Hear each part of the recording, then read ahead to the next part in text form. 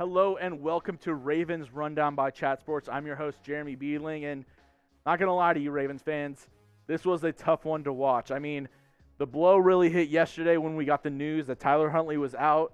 He's going to be placed on the COVID-19 list. Josh Johnson, longtime journeyman of the NFL, is going to start for the Ravens. And honestly, he didn't have a horrible game, but really it was just the injuries in the secondary. The Ravens offense wasn't able to keep up with the Bengals offense in this game, leading to a 41-21 loss for the Ravens against division foe Cincinnati. Let's take a look at the stat leaders for this game. Obviously, Josh Johnson getting the start for the Baltimore Ravens. 28 of 40, 304 yards, 2 touchdowns and an interception. Hey, it wasn't bad by Josh Johnson. He's not the reason why the Ravens lost this game. He had the one lone interception. Nothing on the ground, really. Obviously, the Ravens were playing from behind, so that really was the cause for that. Only 6 carries, 17 yards, and a TD from Devontae Freeman. Mark Andrews continues to dominate and show why he is one of the best tight ends in the league. 8 receptions, 125 yards, 125 yards, and a touchdown. Joe Burrow slicing and dicing, 37 of 46, 525 yards, 4 TDs, and T. Higgins, almost 200 yards, 2 TDs. My boy Harrison Graham here in the office was playing against T. Higgins, and let's just say he is not happy. And, I mean, it's just one of those games where it's a tough one, you know? Like, Ravens, we have battled throughout this whole season, injury after injury after injury, and at some point it just catches up to you, you know? Like, Ravens, I give it to John Harbaugh and staff for getting them where they're at now, and, I mean, they're still in contention for a wild card spot, but, I mean, it's just been a tough road. And as we look at these Josh Johnson stats one more time from today, I mean, the offense has to be doing something right when your third-string quarterback is still 28 of 40, 304 yards, 2 TDs, and an interception. Like I said, he did not play awful today. It wasn't a bad play at all by Josh Johnson. And, you know, it's just one of those things. Hopefully next week Lamar Jackson is back. Hopefully next week they can get some sort of normalcy on this team. But for right now, they just have to play with whatever cards they're dealt. But obviously, win or loss, we're here for you, Ravens fans. And that's why we wanted to hear from you first. What is your one-word reaction to today's loss? I know it was a toughie. I'm going to make this the pinned comment. I'm going to let you go down, grieve in the comment section. Let me know how you feel. What's your one-word reaction to today's loss against the Cincinnati Bengals? You know, here's the Ravens' offensive stats once again. I mean, I would say my one word would be disappointment. It's just, I mean, they didn't play awful. I'm not disappointed in the team. I'm more disappointed in the outcome. You know, nothing would make me feel better than beating the nasty Bengals division foe in this game, taking away their playoff hopes. But obviously, it didn't go down like that. 334 yards total for this offense, not bad. But like I said, playing behind most of the game, they totally abandoned the running game. Only 39 yards on the ground. Very unconventional for this Ravens offense, who is top 10 in the league in rushing, despite losing their top 2 running backs. Obviously, Lamar Jackson, Tyler Huntley play a lot into that as well. They're 2 running quarterbacks who can get it done in the air and on the ground. Josh Johnson, not so much. 3rd and 4th down, not 50%. That's not awful. And then the one lone turnover. I mean, the one bright spot, obviously, I want to shout out again. I mean, let's give it up for Mark Andrews. I mean, 2 weeks in a row, he is putting it on. 8 receptions, 125 yards, and a TD. He needs to be in the conversation for the best tight end in the league by far. I mean, he's up there with the Travis Kelce's, with the George Kittles, with the Darren Wallers, in my opinion. He deserves every dollar he's paid and even more, because he has really been the heart and soul for this Ravens offense so far this season. And really, especially with all the setbacks that they've had. I mean, Rashad Bateman's been in and out of the lineup. The running backs haven't been right all season. Lamar Jackson's been injured. And the lone, you know, like guy who's been through it all, Mark Andrews, he's been kind of carrying the load whenever they need it.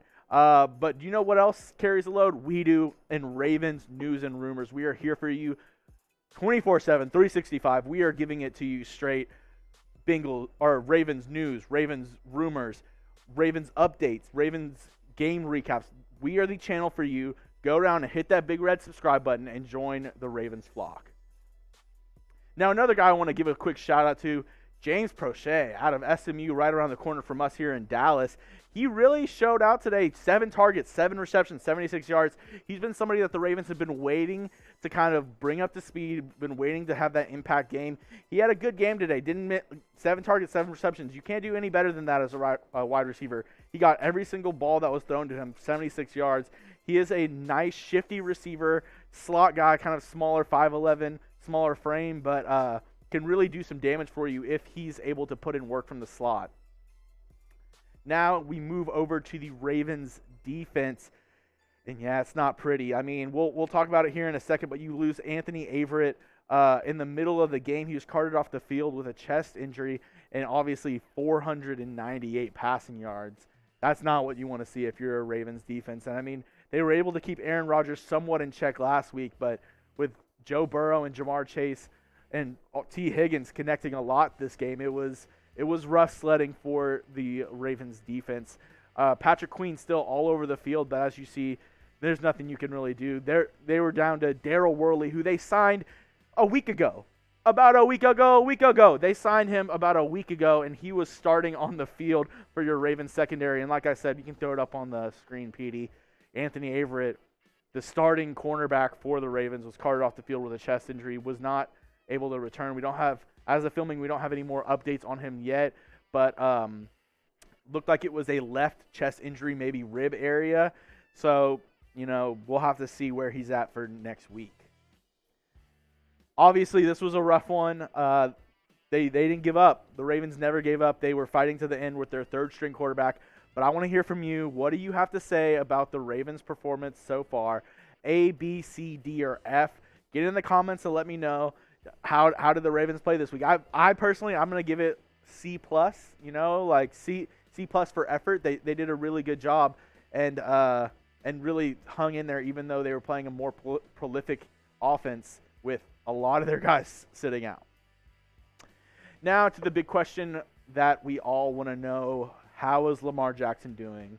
How is he going to be able to come in and play this next week? And the question is, it's day-to-day still. I mean, he has a low ankle sprain, which it's a really tough injury to deal with because, the only person that knows about that injury and how he's doing is Lamar Jackson himself, Nobody can tell you how much pain he is whenever he's running the ball, and that's a big part of his game is running around and evading the pass rush, being able to quick change, quick juke moves and stuff like that, and you can't really put your cleat in the ground and change direction if your ankle is hurt.